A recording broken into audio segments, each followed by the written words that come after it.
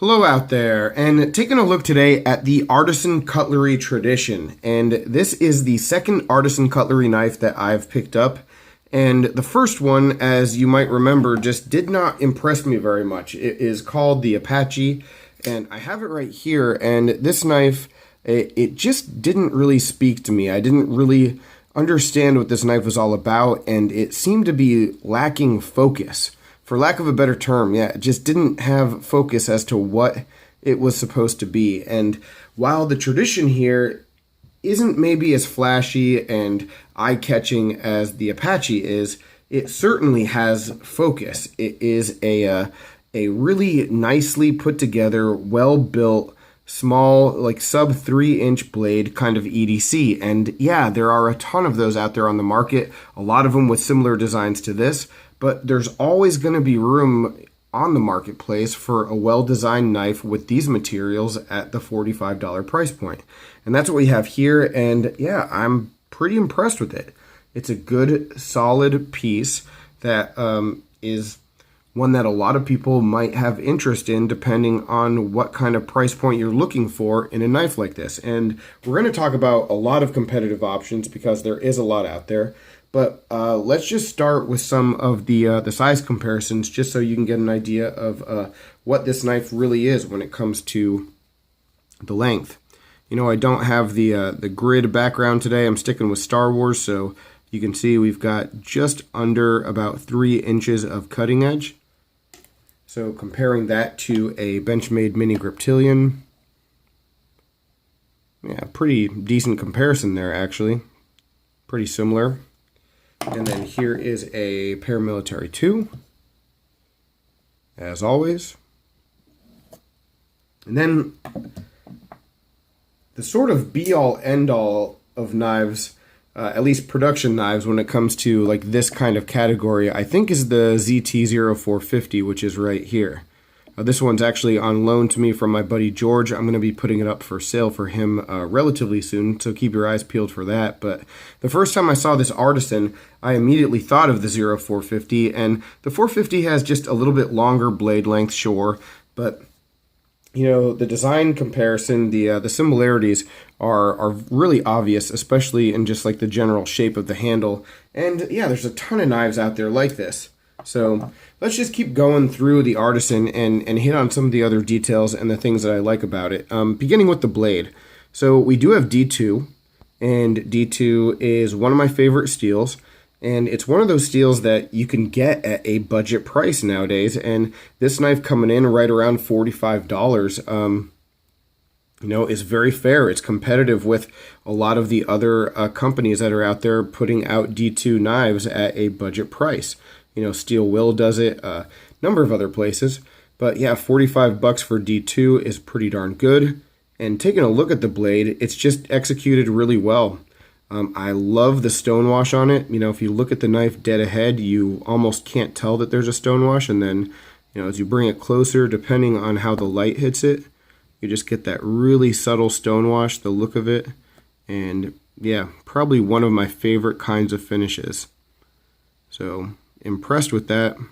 I know we're getting a little bit of glare, but hopefully you can pick that up. Yeah, there you go. Just a good looking blade. The choil here is not large enough to choke up into with the finger, but you can see it's ground pretty nicely. And yeah, good functional tip. So overall, just a good EDC blade shape, that is for sure. And then as we move on back, we do have a little bit of jimping and then the G10. And the G10 is a big focus. And I'm a big fan of G10 as a handle material. There are a lot of good G10s out there, and this is definitely one of them. I really like I guess it's like a peel ply kind of texture.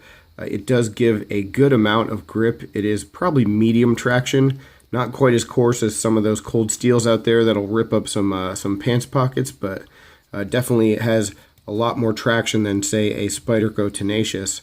And then as we look at the sides, the finishing, even though you can't really tell looking at it, the finishing is just done pretty darn well. You know, there's enough contouring and chamfering to sort of make the knife comfortable and keep there from being any real hot spots. And this is one of those knives that is going to be snug. It feels great in the hand, but there's not a lot of real estate. So, I mean, you're not going to have a lot of grip configurations that are going to work. There's really just going to be, one, and it's going to lock in really well.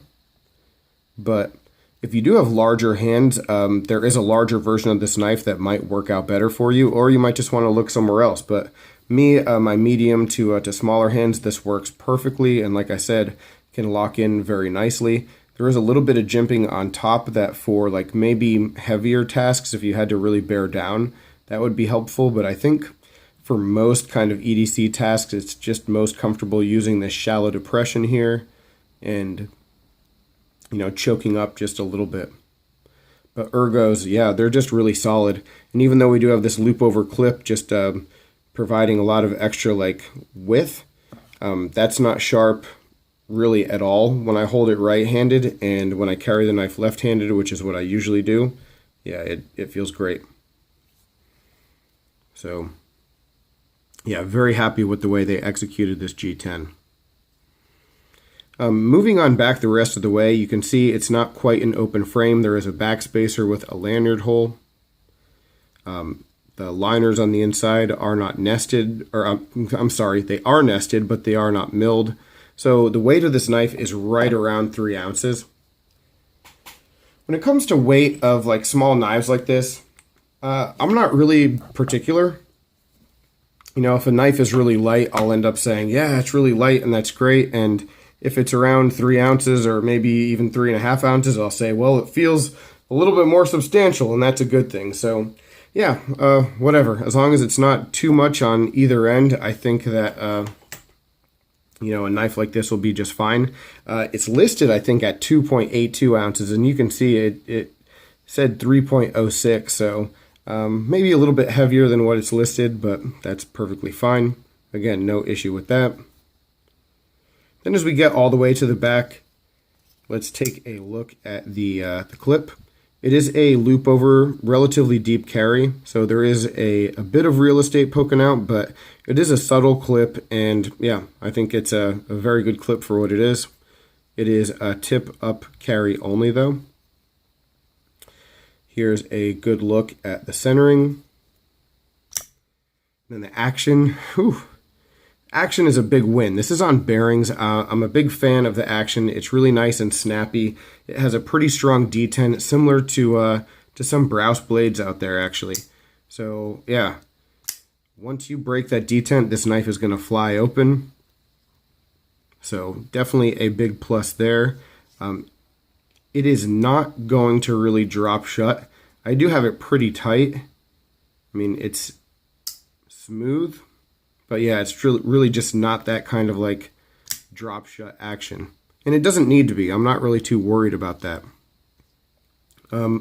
One kind of nitpicky thing, you can see the lockup. Maybe it's slightly late. That's really not a big deal to me, but there is a tiny bit of movement.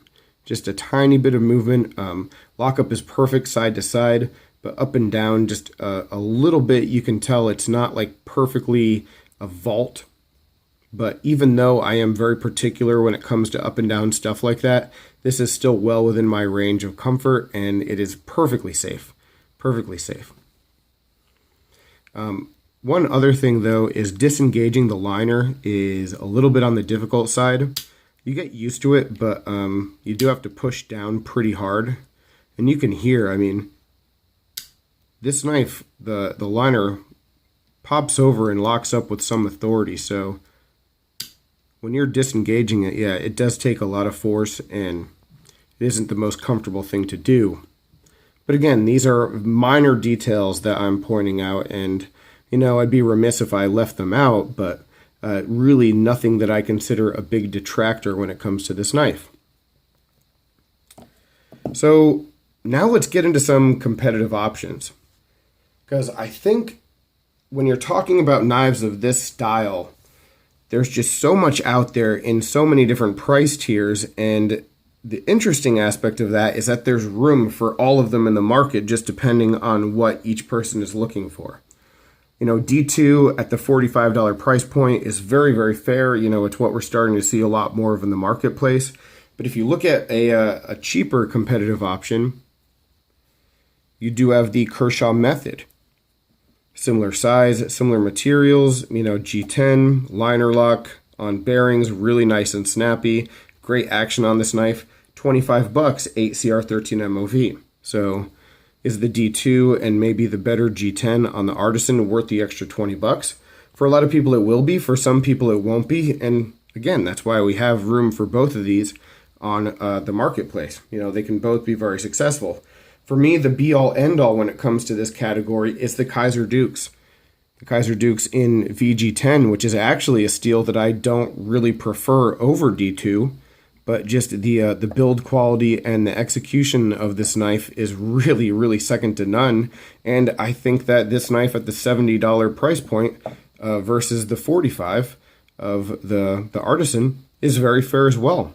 So what I'm getting at is that, you have three knives here, three different, sort of sets of materials and price points, all sort of serving the same function, but they all have a lot of value depending on what your preference is for a knife of this type. So yeah, Artisan is just sort of squeezing into that $45 range, which for a long time, there wasn't too much there. And the Kershaws and CRKTs of the world continue to, they do have these $25 knives, but they also have, some $35 and $45 knives in 8CR. And Artisan is just making a very strong case to give them a shot at this price point instead of going in this direction or in this direction. Sort of a middle ground, and it's a very smart thing to do, especially if you're executing a knife well on the level that they are here. One other thing I want to bring up, just because it is so similar, is I've got that Kube knife that I talked about in one of my most recent videos. This Kube that's in D2, supposedly, because, I don't know much about Kube. So really similar when we're looking at these two knives. The design, the size, the weight, so many aspects of these two knives are just like right on par with each other. And this knife is like $17 somehow, and this one's 44 or 45, The Kube's great, and I can't really, debate how much better the Artisan is than the Kube, but it is better. The traction is better. Every aspect of the knife, the design, the execution, everything is just a little bit better on the Artisan. And so, yeah, while if you're really trying to get bang for your buck and you're trying to get budget, the Kube is definitely a good option, and it will serve you well, I'm sure. The Artisan is just a cut above. And yeah, I'm impressed with it. I'm really happy to get something from them that I like and something that I understand and something that when I'm imagining the company, this represents, what I think they will be to me more so than, something like this, even though the Apache, I'm sure, appeals to a lot of people, just really wasn't a thing for me, and this is a lot more up my alley. So yeah, happy to have gotten this one. Really excited to see what else Artisan puts out, and interested to check out one of their more high-end models in the future at some point. So keep your eyes peeled for that. Hopefully that will be happening sometime soon. But yeah, any other questions, comments, complaints, suggestions, let me know down below. I look forward to hearing from you. Thanks for watching, and take care. Have a good one.